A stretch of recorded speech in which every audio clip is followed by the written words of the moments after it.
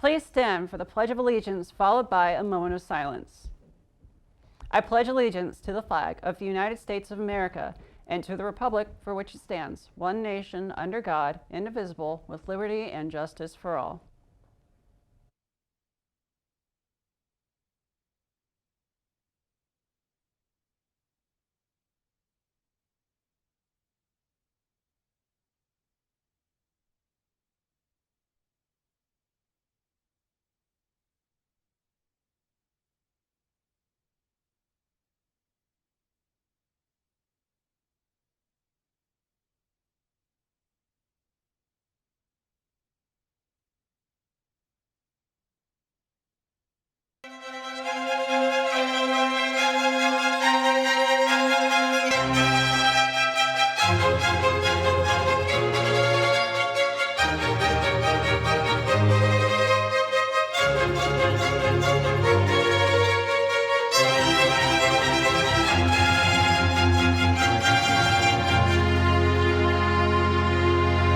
Good morning, Olympians, and welcome back to Columbus East Media Studios. I'm your host, Joe Newcomb, and let's jump right into these announcements. Friday is the last day to get prom tickets. You can purchase them from the bookstore for $20. The bookstore closes at 1 p.m. You need your student ID to purchase tickets, and if you do not have it, you can buy a replacement from the library for $5. If you are registering a non-BCSU student, the deadline is Wednesday at 2 p.m. Reminder for all students, library books need to be returned to the library by May 9th. That's next Tuesday. Mark your calendars for the upcoming performances by our East choirs and bands. The Spring Choir Concert is May 12th at 7, and the Spring Band Concert is May 18th at 7. Graduation practice will be held in the main gym at Columbus East on Monday, May 22nd at 8:30 a.m. Graduation practice attendance is mandatory if you wish to participate in the commencement ceremony. Graduation will take place in the main gym at Columbus East on Saturday, May 27th at 10 a.m. Tickets are not required to attend. This spring season has been one of the coldest on record. For the latest on our weather, Lydia Taylor joins us in the studio. Thanks, Joe. Hopefully our luck changes this week with a high starting of 63 degrees and wind speeds of 14 miles per hour with only a rain chance of only 4%. Tomorrow will stay partly cloudy but warming up to a high of 72 degrees, wind speeds of 4 miles per hour, and a low chance of rain of 7%. On Friday, we may see showers throughout the day with a high of 69 degrees and a rain chance of 24%. Wind speeds of 10 miles per hour will end off this Friday. That's all we have for weather this week. Joe, back to you. Prom is one of the most exciting times of the year, but also the most dangerous times on the road for young drivers. After Prom aims to provide a fun environment that keeps young people safe and off the road. As the thrilling night of prom comes to a close, the community of Columbus hopes that each and every high school student stays safe. One of those ways is through the after prom party. This year, we're going to be having a split event for underclassmen and upperclassmen. We received a lot of feedback that the two groups kind of wanted to have their own separate events, so we're making that happen. The first section will be from 8 p.m. to 11 p.m. the night of prom. That will be for freshmen and sophomores. Then from 12 to 3 a.m. will be open for juniors and seniors.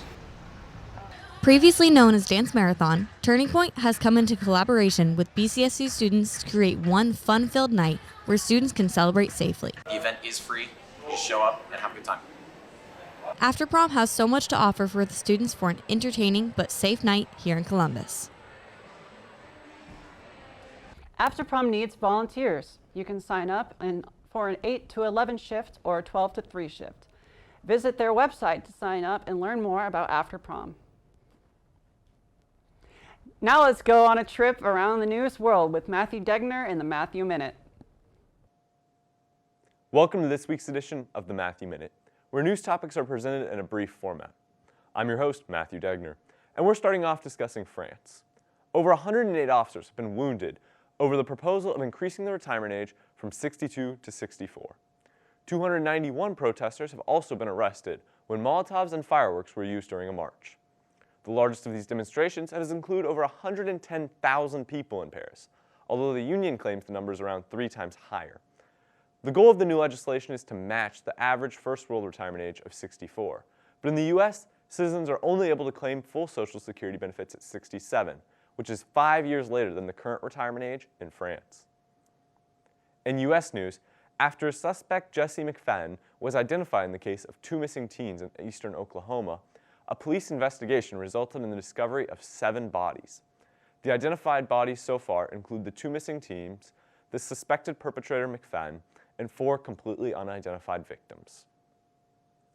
In state news, Indiana has passed bipartisan traffic camera law, which is not in the typical view of the Republicans who hold the majority of the legislative positions in the state. This law was created in response to a high number of accidents in work zones, with reportedly 31 deaths and nearly 1,500 injuries last year alone. The stipulations on the new law would include cameras being only active in construction zones that have employees on the road, and limiting the total number of cameras in the state, which would ticket drivers who are going 11 miles an hour or more over the posted speed limit. As my mom always says, make sure to watch your speed and avoid getting a ticket. Finally, in local news, the Edinburgh police have arrested a man who purportedly shot a 14-year-old boy. Pedro Castillo Salmeron, a 20-year-old from Edinburgh, reportedly fired a shot at a 14-year-old white male from Greenwood, and he was pronounced dead at Riley's Children's Hospital with a listed cause of gunshot wound to the chest.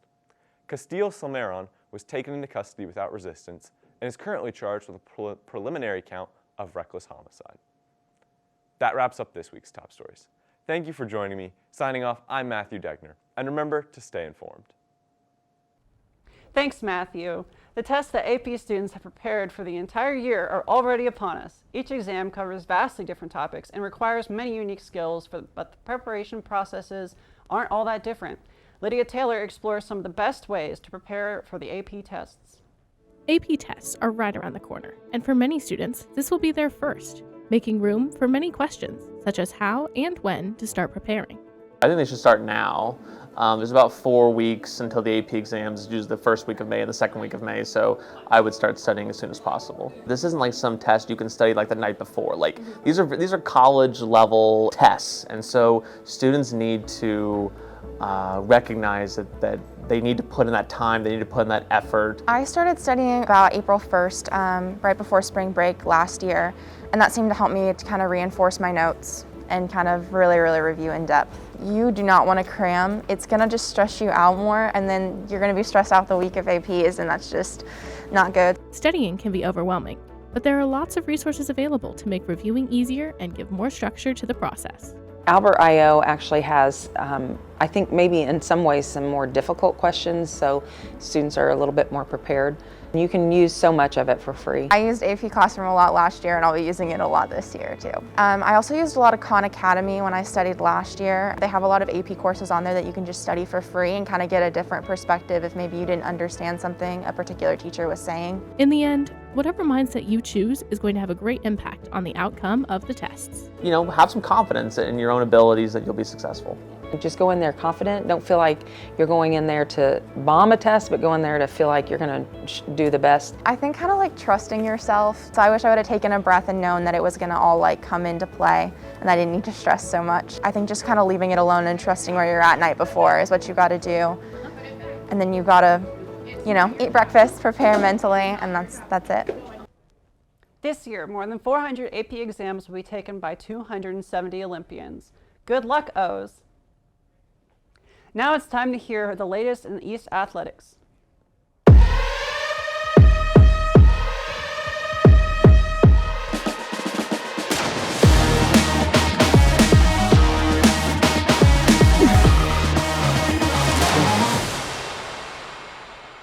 Thanks, Joe. Bo Wagner and Liam Kruger had their signing ceremony yesterday in the Commons. They both signed to wrestle together at Wabash College. Jacob Goose also signed to play football at Wabash. Maggie Matthews and Chase Harrison both signed to Franklin College. Maggie will play soccer and Chase will be playing football. Senior Chase Zaffe will be having his signing ceremony to Franklin College today in the Commons after school. East has hired Perry Nash as the new boys varsity basketball head coach. Boys volleyball has an away game versus Beech Grove tomorrow, as well as an away game at Silver Creek on Monday. Then on Tuesday at 6, boys volleyball has a rivalry game against that team in blue here in the Orange Pit. 6 o'clock game time, so get in the pit next Tuesday and support your O's. Tonight, girls varsity tennis has a match against East Central High School here at 5 p.m. Also tonight, varsity baseball competes against Roncalli here at 6. Boys varsity golf will compete against our crosstown rivals at 4 here at home tomorrow. Girls varsity softball in Trinity Lutheran High School here at East. That game starts at 5:30. That's all in sports. Joe, back to you. That's all the time we have for today. For Lydia, Alex, Matthew, and the rest of the Torch TV crew, I'm Joe Newcomb. Remember to take care of yourself, others, and the place. And as always, remember to be the best part of someone's day.